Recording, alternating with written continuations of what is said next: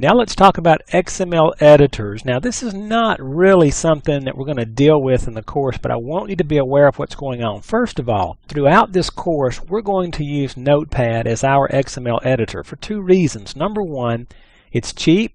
Actually, it's free. It came with your operating system, and you've already got it. All you have to do is just open it up and use it. Also, the biggest thing I like about Notepad is, in my opinion, you need to learn XML using Notepad, because the various editors that are out there, and you can just go to Google and do a search on XML editors and you will get hundreds of possibilities. Now, I want to encourage you to use Notepad and get comfortable with the structure and so forth of XML, and then go download a couple or 10 of these things and just look at them. And I'll just give you some examples of ones that I've seen. They each have strengths and weaknesses, and also with these editors now, different editors are built, it seems, to do different functionalities better than the others. What appears to be happening is that the people who developed these programs were trying to do a specific thing with XML. So that's one of the things you're going to learn about XML. Where you happen to be standing at the time is going to influence how you do things with XML and exactly what you do with it. But if you go to xmlwriter.com, you can download an eval version, and some of these are free. It's kind of a strange world in XML right now. But go download that and take a look at it. Amaya has one. Notice this is a link off the W3C site.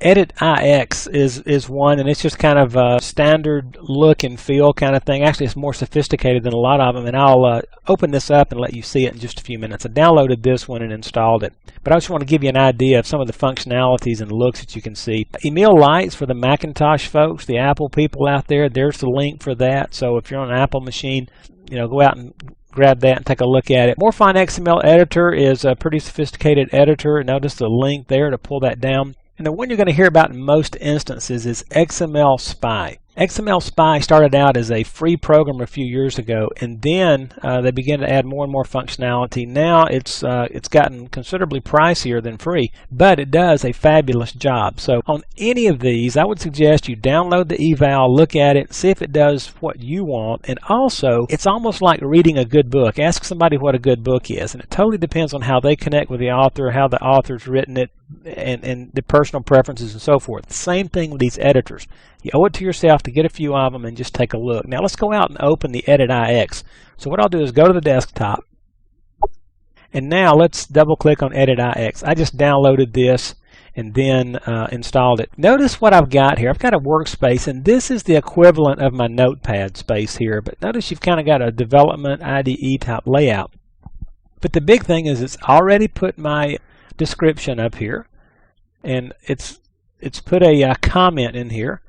And if I put my root now, notice if I put people, as soon as I hit enter, it automatically made that, put the ending tag on it, I guess I could say. So if I come down here, and now, if you remember, I had husband in there.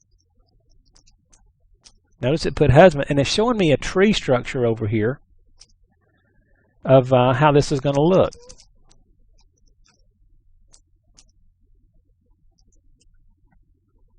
And I can pull that back up so I can see it. But if you notice, it's telling me I've got an element in here with something in it, and it's telling me there's text in there. So this is kind of some cool stuff. If you like this, if you need it, notice it does XSLT up here. It does XSLFO, and it does DTDs and schemas, and we'll talk about that later. We can check all kinds of things. We hadn't talked about some of this stuff yet, but a lot of functionality here. If you like this, go for it. But again, make sure that you're understanding exactly what's happening with the XML before you jump into these things, because they can hide stuff from you that will come back and get you a little bit later on.